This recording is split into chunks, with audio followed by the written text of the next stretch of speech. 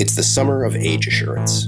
Regulations in the EU and UK are going into effect. The US Supreme Court recently delivered an opinion affirming Texas's right to impose age verification requirements on adult content sites. And the age assurance technology trial has wrapped up and been handed to the Australian government for final publication. I'm Joel McConvey.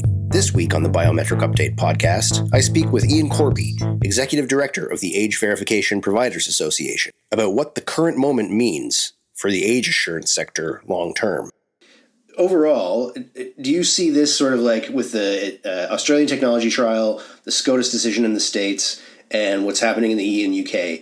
Is this sort of like, has this been the turning point for age assurance in terms of the possibility of mass deployment? Yes, I think this has been the point we've been working towards. I have said for some time we passed a tipping point where it was more likely than not that age verification would take hold.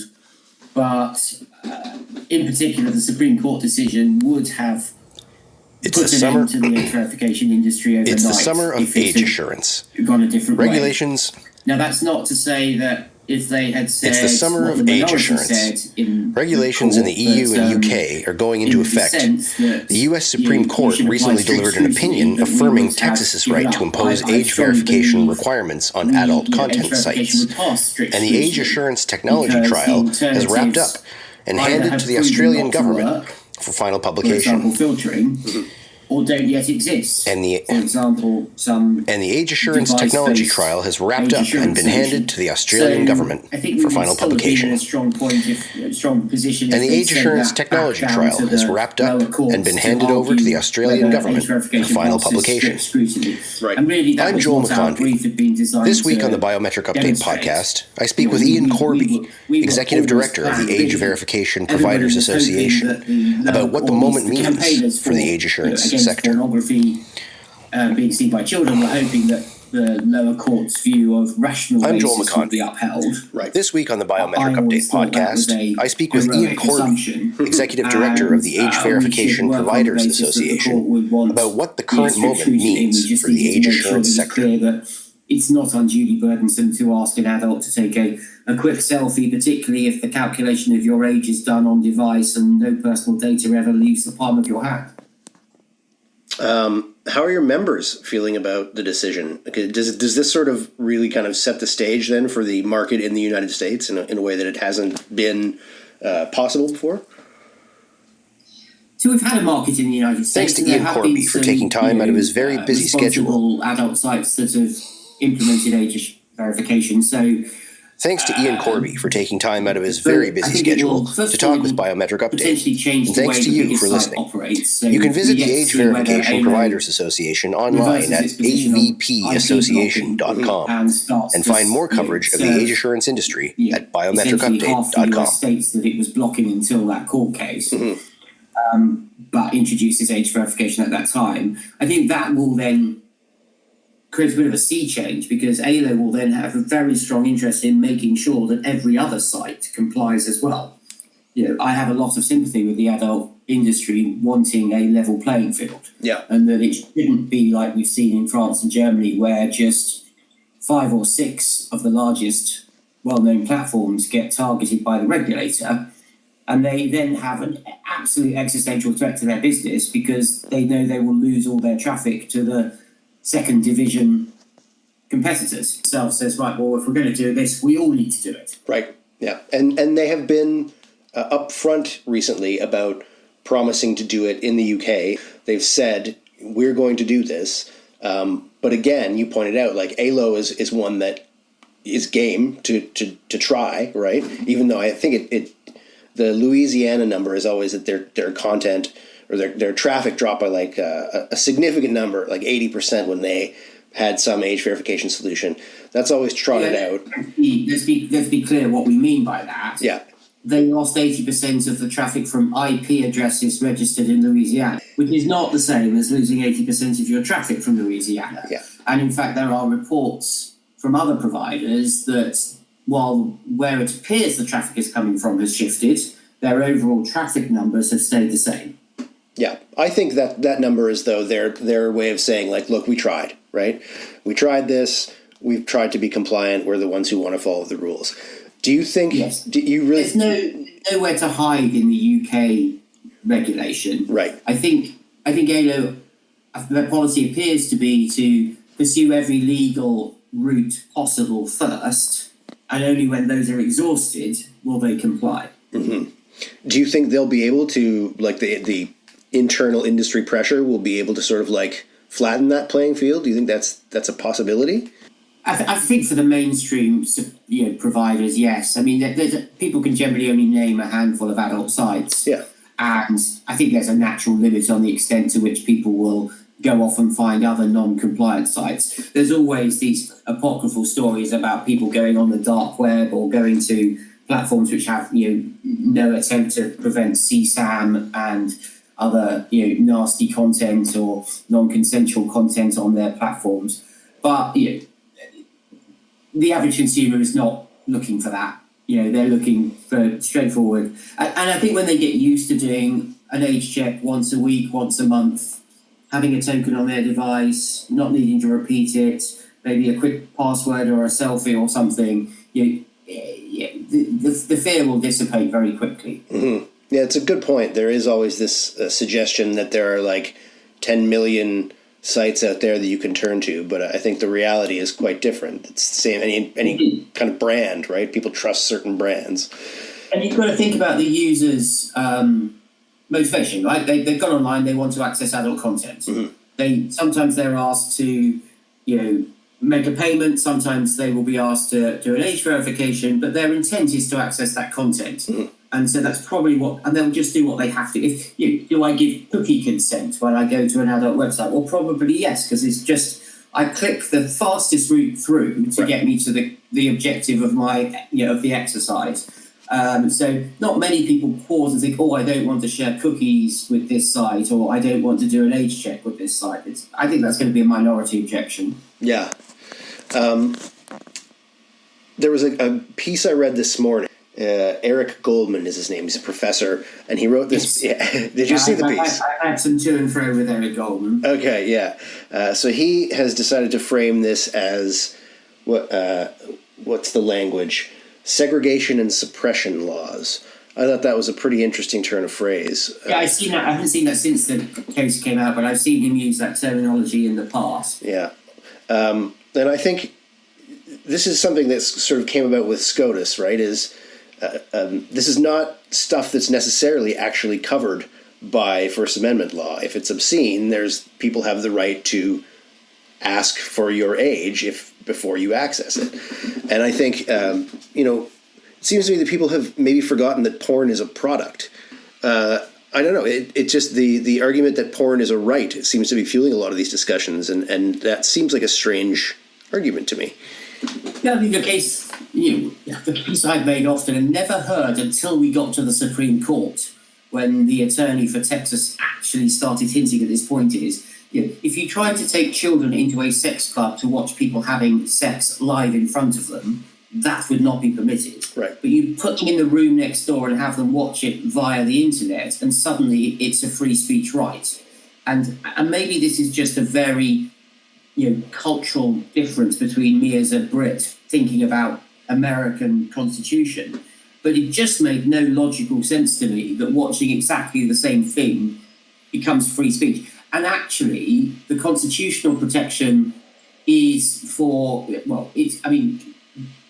the Texas law is framed around what is obscene to minors, which is different from what is obscene to adults.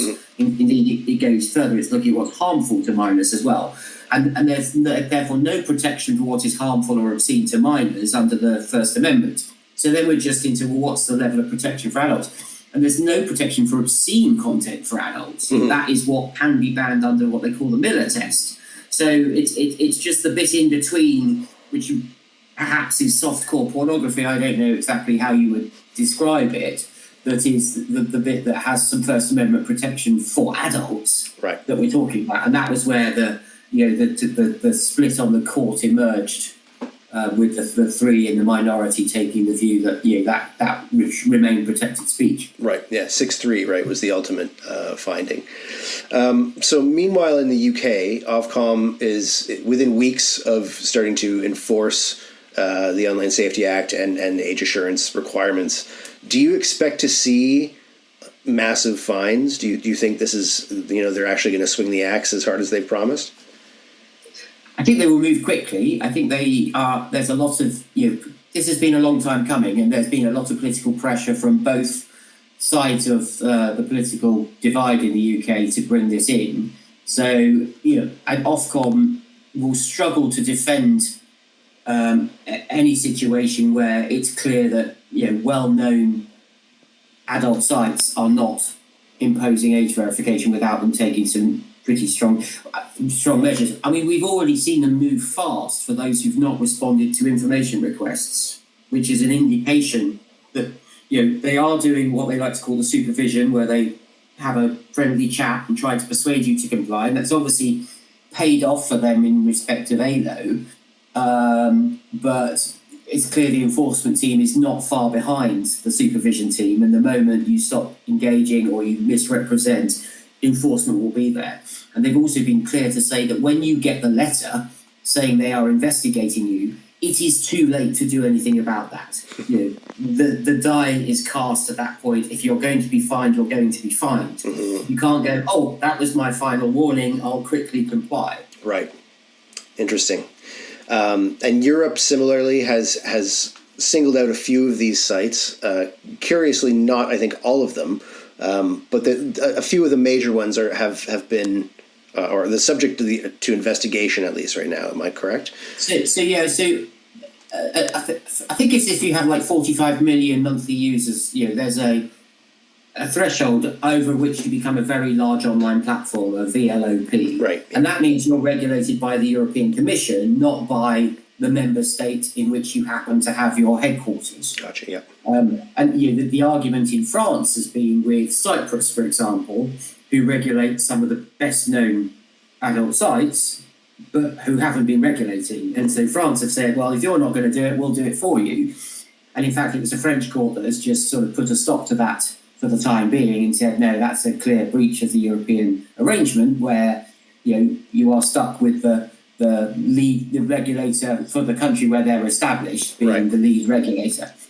But for Pornhub, they are regulated at the European level, along with 2 or 3 other adult sites. And so that discussion doesn't make a difference to them, which I was a bit surprised when they said, oh, we're relaunching our site in France because, they've had this decision around, not being able to enforce using French laws against Cypriot companies. Mm-hmm. I was like, but that doesn't make any sense to me because you're actually being regulated by the EU directly anyway, by the Commission. So, we've seen the Article 28, which is the part of the Digital Services Act, which relates to age verification and protection of children. We've had the guidance come out. We've just seen the update to that guidance, which was a slight improvement by allowing some age estimation for social media, whereas previously they sort of ruled out age estimation for anything which mattered legally. But there is progress in the EU, I think, and it won't be long, I imagine, before the EU takes, moves from its information request to some enforcement action for those very large platforms as well. They're trying, I think, to get their Interim Age Verification Act working first, so that the platforms can't argue that there was no way for them to comply, because the European digital wallet is still a year or 2 away. So EU has created this sort of interim solution to remove that. But I don't even know whether the enforcement teams will be waiting for that, because it is possible right now today to comply with, the Digital Services Act Article 28 on age verification. There's plenty of private sector suppliers out there in the market who can do that for you. Yes. Many of whom you know quite well. Indeed. There is, though, this question about government projects, the EU White Label app, and then the gov.uk app, and the possibility that these maybe threaten some of the private sector that they themselves have incubated. Is that still sort of a lingering concern? I know there was some, confirmation from Peter Kyle that he didn't mean to do that, but is it still a worry? The UK situation sort of resolved itself by saying that if you want to use a government credential, like a digital driver's license, you have to go through one of the licensed digital verification services, which is a private sector company. Right. Now, that's not necessarily a complete reprieve. A supermarket could become licensed and therefore could directly consume those credentials. But do they really want to get into all of that? We'll have to wait and see. But there was at least a place made for the private sector, which is wise, by the way, because if you completely cut out the private sector, the government is on the hook for all the support. So all the customer services, all the integration support to all the relying parties who are trying to use those credentials.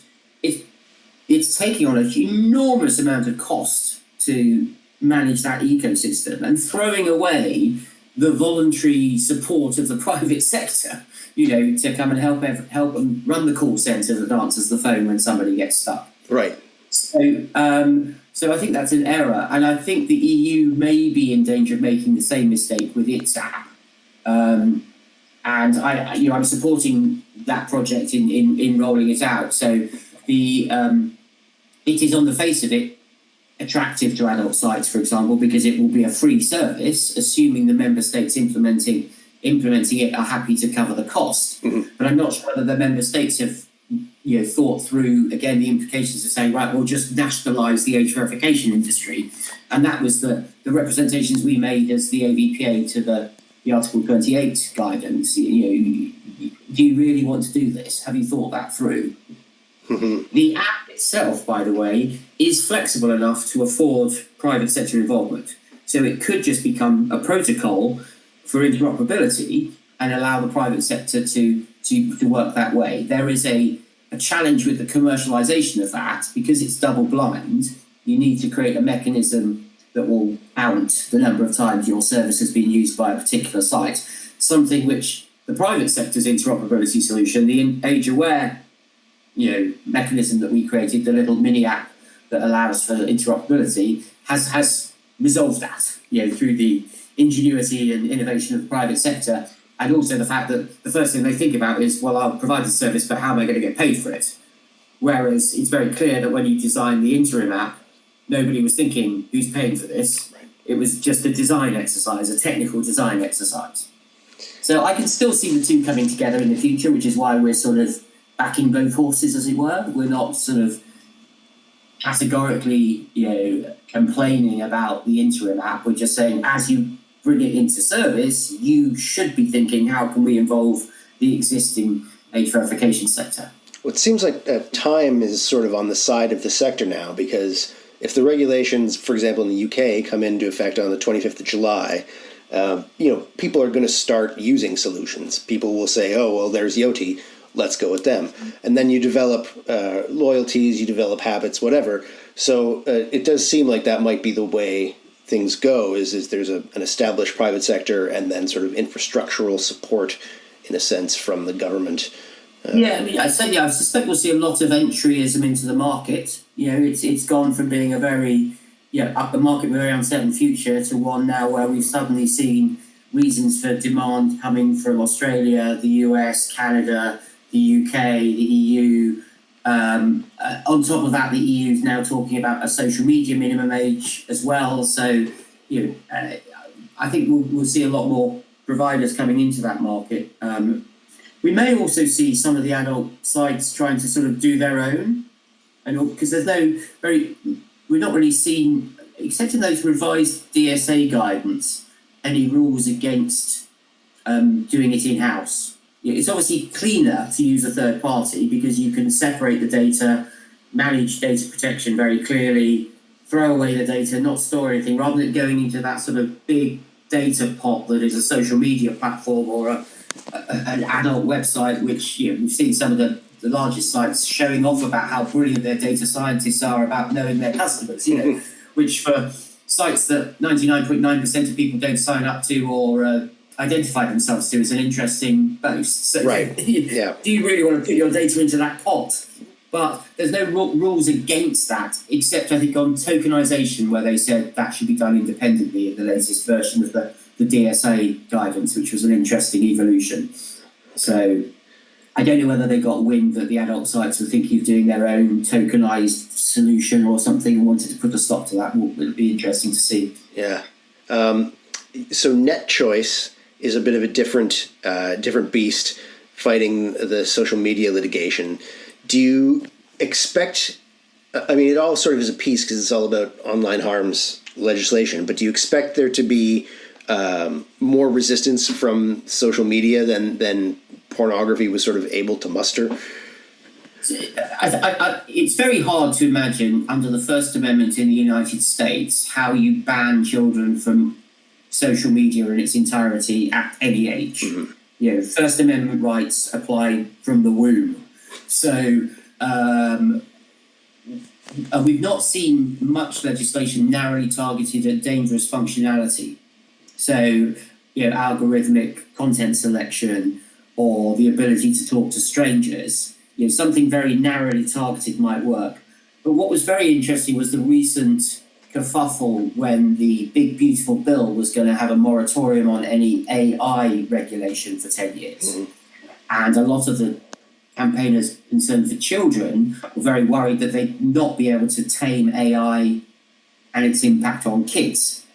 And so actually it might, and obviously social media uses a degree of AI, even if it's just in terms of the selection of content. So it might be that it's more likely you succeed on restricting AI and children's access to it than you do by targeting something as broad as social media. Interesting, yeah. There's so much happening. I want to talk, though, about the trial, the age assurance technology trial. The preliminary findings are out. The report is now sort of in the hands of the government in terms of when the final will come out. How are your members feeling about what sort of transpired there?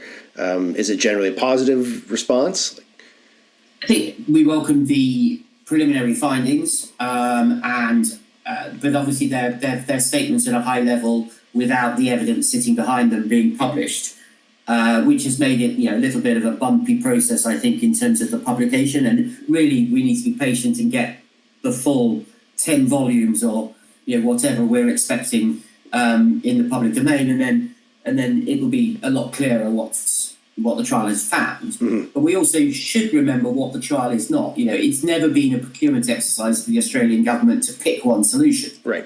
It's never been a comparative test between 10 different facial age estimation systems to line them up and see who's got the smallest error. Right. It's been a question of, does facial estimation work? Does age verification using a bank work?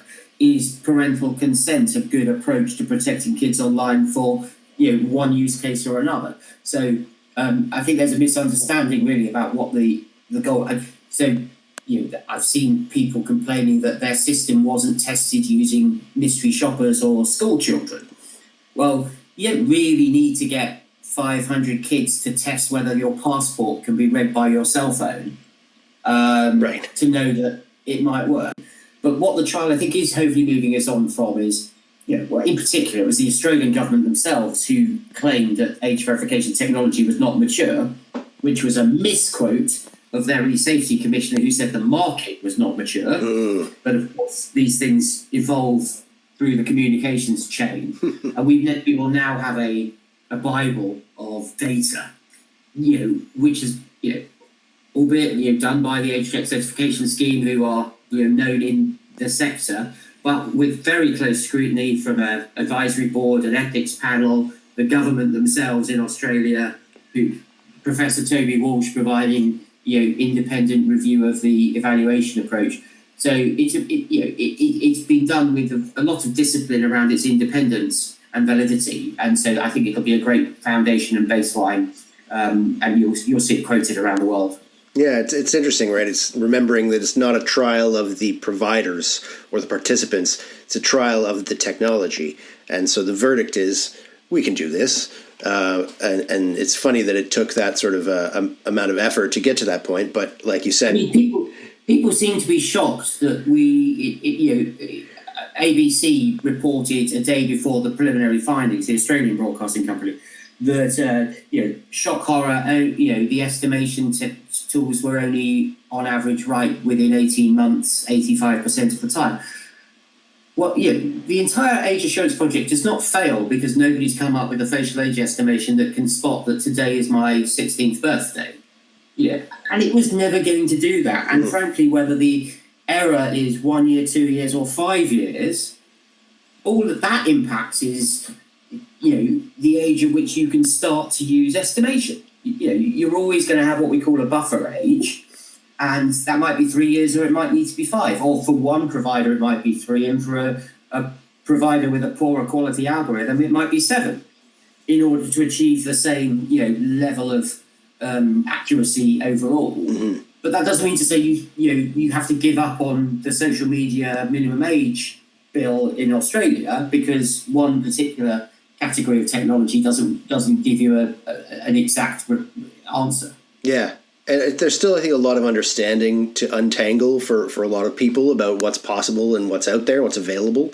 And of course, it gets abused by the misunderstandings. People jump on them to then make their political points. So if you are in favour of parental consent, then, you're going to jump on the fact that an estimation tool is not right within 6 weeks of your actual birthday to say, well, we shouldn't do independent verification, we should just rely on parents to say yes or no. Mm-hmm. But that's a political question around parents' rights versus the state making a decision. Not really a question around whether the technology does what it says on the tin or not. Right, yeah. And so many of these discussions are influenced by the culture and the laws, the structure of the laws of the place, that is enacting them. So the states the other one they throw at us in Australia is, well, everyone's just going to get a VPN and pretend they're not in Australia. Right. We've looked at this, and we have GeoComply as one of our members now. They can do very accurate geolocation, which they do for gambling. Placing bets in the United States where one state allows it, but you put a foot over the state line and you're in big trouble if you bet in the wrong state. That's right. And so what you do is you say, fine, if you're using a VPN, we're going to monitor you, and if we start to see signs that you might be in Australia, all your friends are Australian, you've got pictures of the Sydney Opera House in the back of every photo you post, we might ask you to prove that you're not in Australia. Right. And then you turn on your GPS and you turn on your Wi-Fi and you say, here I am, I'm in India. I do not need to... India's a bad example. There's a 1.3 billion people who need age verification in India right now under their data protection bill. Right. But you choose a country where there isn't an age requirement. But you have to prove you were there and not in Australia. Otherwise, they'll be sorry, we're closing your account. So it's not obviously going to catch every kid day one when they use a VPN. But I would imagine within 3 to 6 weeks, they're kicked off and they lose all their content and potentially they have to start over. And that's not much of a social media experience. Right. And, it's not a binary, which I think it often gets framed as, which is like, well, this works or it doesn't. It's like, well, if it works 85% of the time and you can work on the rest of the time in the meantime, then it's already worth it. And the chances are it's just going to get better. So they talked a lot in Australia about the social norming. They're trying to remove the fact that every kid says, I must have social media because all my other 8-year-old friends have social media. Mm-hmm. And so there's a sort of tipping point, I guess, there where you have a certain percentage of the kids who are under 16 who don't have social media, and becomes less of an issue for the 5% who really want it, or the 2.5% who are evading, the regulations through a VPN for a few weeks. Mm-hmm. What was the point? None of your mates are on it. That's right. Yeah. I'm going to let you go rest, Iain, because you have been on a marathon. I hope you get a vacation soon. And that would be nice, wouldn't it? Yeah, but no, there's plenty more to do. We've got TrustCon in San Francisco. We've got an age verification conference in Washington, D.C. And what are we doing next week? Oh, European Parliament on Monday to talk about social media minimum ages. So, yeah, keep them busy. All right. Well, stay hydrated. And thank you very much for your time. Yeah. Thanks for your time. Great. And we'll talk again soon. Thanks, Iain. Yeah, bye-bye. Bye-bye. Thanks to Iain Corby for taking time out of his very busy schedule to talk with Biometric Update. And thanks to you for listening. You can visit the Age Verification Providers Association online at avpassociation.com and find more coverage of the age assurance industry at biometricupdate.com.